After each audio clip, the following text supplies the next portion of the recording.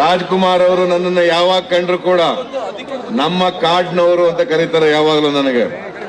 ಯಾಕಂತಂದ್ರೆ ನಮ್ಮ ಜಿಲ್ಲೆಯಿಂದ ಬಂದಂತವ್ರು, ನಮ್ಮ ಭಾಗದಿಂದ ಬಂದಂತವ್ರು. ಆದ್ದರಿಂದ ನನ್ನ ಕಂಡ ತಕ್ಷಣ ನನ್ನ ಹೆಸರಿಡ್ದು ಯಾವತ್ತೂ ಕರೆಯಲ್ಲ, ನಮ್ಮ ಕಾಡ್ನವರೇ ಬನ್ನಿ ಅಂತ ಹೇಳ್ತಾ ಇದ್ದಾರೆ, ಕರೀತಾರೆ.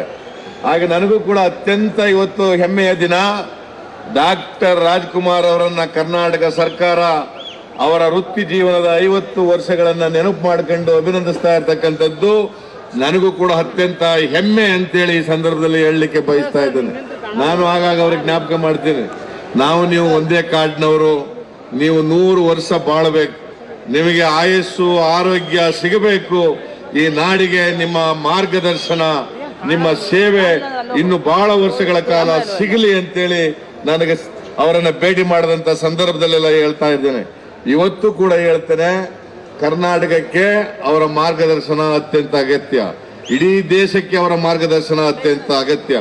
ಇವತ್ತು ಅವರ ಬದುಕಿನಲ್ಲಿ ಅವರು ನಡ್ಕೊಂಡು ಬಂದಿರತಕ್ಕಂಥ ರೀತಿ, ಬದುಕಿನ ಮೌಲ್ಯಗಳು, ಇವತ್ತು ಸಮಾಜಕ್ಕೆ ಬಿಟ್ಟು ಹೋಗ್ತಕ್ಕಂಥ ಮಾರ್ಗದರ್ಶನ, ಈ ಮೌಲ್ಯಗಳು ಇವತ್ತು ಮುಂದಿನ ಅನೇಕ ವರ್ಷಗಳವರೆಗೆ ನಮ್ಮ ಯುವ ಪೀಳಿಗೆಗೆ, ಮುಂದಿನ ಪೀಳಿಗೆಗೆ ಅವು ಆದರ್ಶ ಆಗ್ತವೆ ಅಂತಕ್ಕಂಥ ಮಾತನ್ನ ಈ ಸಂದರ್ಭದಲ್ಲಿ ಹೇಳಲಿಕ್ಕೆ ಬಯಸ್ತಾ ಇದ್ದೇನೆ.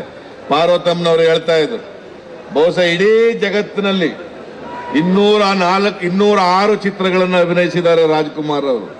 ಬಹುಶಃ ಜಗತ್ತಿನಲ್ಲಿ ಯಾವನೇ ಒಬ್ಬ ನಟ ಅಷ್ಟು ಚಿತ್ರಗಳಲ್ಲಿ ನಾಯಕ ನಟನಾಗಿ ನಟನೆ ಮಾಡತಕ್ಕಂಥ ಚಿತ್ರಗಳು ಎಲ್ಲೂ ಇಲ್ಲ ಅಂತಕ್ಕಂಥ ಮಾತನ್ನ ಹೇಳ್ತಾ ಇದ್ರು. ಬಹುಶಃ ಇದನ್ನ ನಾವು ನೆನಪು ಮಾಡ್ಕೊಂಡ್ರೆ ಇವ್ರು ಎಷ್ಟು ಮೇರು ನಟ ಅಂತಕ್ಕಂಥದನ್ನ, ಇವತ್ತು ಭಾರತ ಕಂಡಂತ, ಕನ್ನಡ ನಾಡು ಕಂಡಂತ ಅತ್ಯಂತ ಅಪರೂಪದ ನಟ ಅಂತಕ್ಕಂಥದನ್ನ ಇವತ್ತು ನಾವೆಲ್ಲರೂ ಕೂಡ ಸ್ಮರಿಸಬೇಕಾಗ್ತದೆ. ಬಹುಶಃ ಕರ್ನಾಟಕದಲ್ಲಿ ಇನ್ನೊಬ್ಬರು ಅವರಿಗೆ ಸರಿಸಾಟಿ ಆಗ್ತಕ್ಕಂಥ ನಟರು ಹುಟ್ಲಿಕ್ಕಿಲ್ಲ ಅಂತಕ್ಕಂಥದ್ದು ನನ್ನ ಅಭಿಪ್ರಾಯ.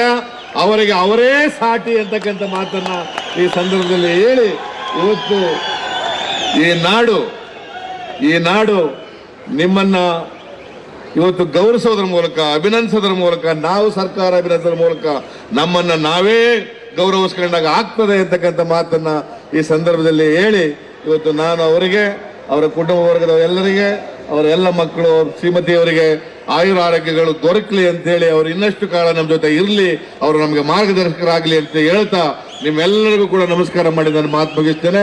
ಜೈ ಹಿಂದ್, ಜೈ ಕರ್ನಾಟಕ.